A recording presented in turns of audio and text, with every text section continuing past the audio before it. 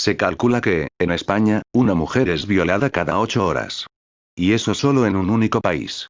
En otro ámbito, entre un 10 y un 20% de la población ha sufrido algún tipo de abuso sexual en la infancia. Estos datos reflejan que la violación y el abuso sexual son delitos que no son tan infrecuentes como la mayoría de la gente parece pensar.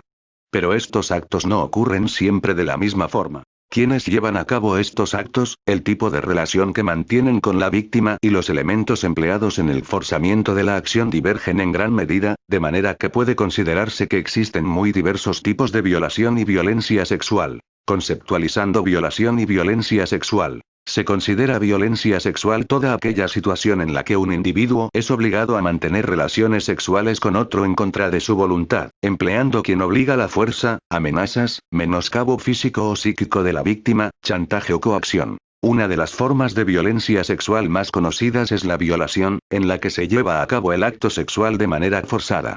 También se incluye dentro de esta categoría todo aquel tipo de relación sexual en la que uno de los sujetos no es capaz de dar o negar su consentimiento debido a alteraciones de conciencia, falta de ella o incapacidad para comprender o hacerse responsable de los propios actos. Efectos psicológicos y legales. Este tipo de actos son un delito grave fuertemente penado por ley que pueden producir graves alteraciones a quienes las sufren, tanto a corto como a largo plazo.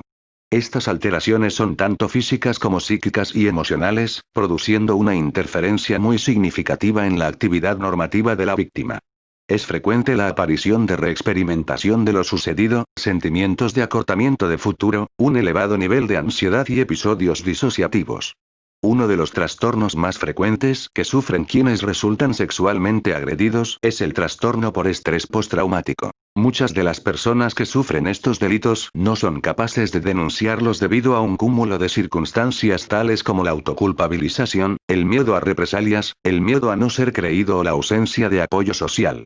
De hecho, se calcula que en torno a un 80% de casos no son denunciados, si bien en los últimos tiempos ha habido un repunte del número de denuncias llevadas a cabo. Tipos de violación y violencia sexual. Si bien el concepto fundamental del acto va a ser en todos los casos el mismo, las características de cada tipo de agresión sexual pueden ser muy diferentes. Es por ello que es posible establecer la existencia de diferentes tipos de violación o agresión sexual.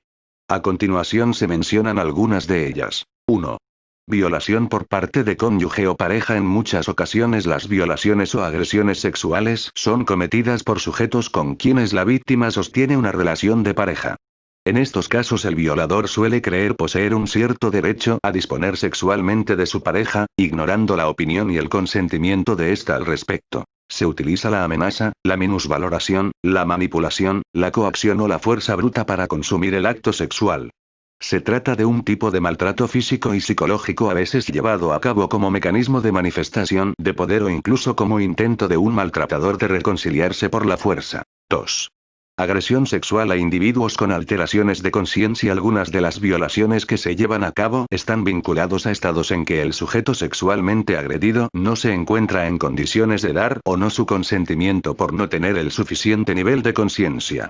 Este tipo de violaciones pueden ocurrir mientras la víctima duerme o se encuentra convaleciente por una enfermedad, intoxicación en que no es capaz de percibir la situación correctamente. Dentro de esta categoría podemos encontrar la agresión sexual llevada a cabo mediante el uso de sustancias.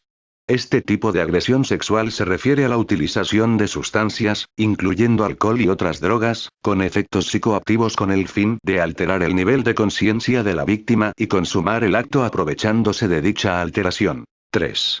Agresión sexual infantil. La pederastia es un crimen en el que un menor de edad es utilizado como objeto sexual por parte de un adulto, aprovechándose de la diferencia en edad, conocimiento, madurez o poder. Generalmente es llevada a cabo por personas pertenecientes al entorno cercano, con lo que la agresión sexual se da en un contexto de abuso de confianza. Si bien en ocasiones se emplea la fuerza física, en su mayoría se aprovecha la vinculación existente entre víctima y atacante o entre atacante y allegados a la víctima, utilizando la manipulación y la coacción. En el caso de la agresión sexual infantil, el menor no es lo suficientemente consciente de lo que supone una relación sexual como para ser capaz de dar o negar su consentimiento. 4.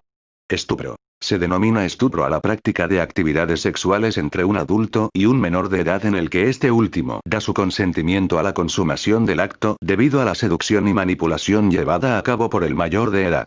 La diferencia básica con la agresión sexual infantil es que mientras que en esta el menor no es consciente de lo que implica mantener relaciones sexuales, en el estupro sí. 5.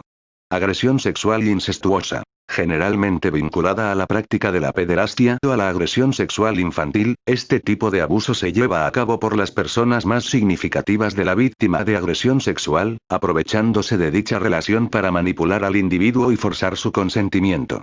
En ocasiones se lleva a cabo por la fuerza, con el conocimiento de que es poco probable la denuncia debido a la importancia del agresor para el agredido. 6. Agresión a personas con discapacidad. En muchos casos las personas con discapacidad pueden ser víctimas de acoso y agresión sexual.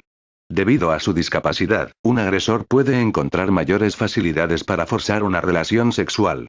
Uno de los casos más frecuentes de este tipo de agresión sexual se da hacia personas con discapacidad intelectual. Aun si pueden llegar a consentir el acto sexual, si el agresor se aprovecha de una diferencia en las capacidades intelectuales y de la falta de comprensión del acto para coaccionar al individuo y manipularlo, estaría llevando a cabo un abuso catalogable como violación. 7. Agresión sexual a ancianos. Las personas de la tercera edad también son víctimas frecuentes de abusos sexuales. Debido a una capacidad física más reducida que en la juventud, los ancianos son una población a la que algunos violadores pueden tener fácil acceso y pueden ser más dominados a nivel físico. Además, en muchos casos los abusadores pueden llegar a aprovecharse del estado de deterioro cognitivo propio de individuos con demencia avanzada, habiendo un abuso de poder. 8. Agresión sexual instrumental. Este tipo de violación se refiere a aquella cuyo objetivo no es específicamente la obtención de gratificación, sea esta sexual o derivada de la necesidad de poder, sino que se lleva a cabo con un objetivo específico. Ejemplos de ello son la obtención de un beneficio económico o causar daños a terceros vinculados con la víctima. 9. Agresión sexual como delito de odio. En ocasiones se emplea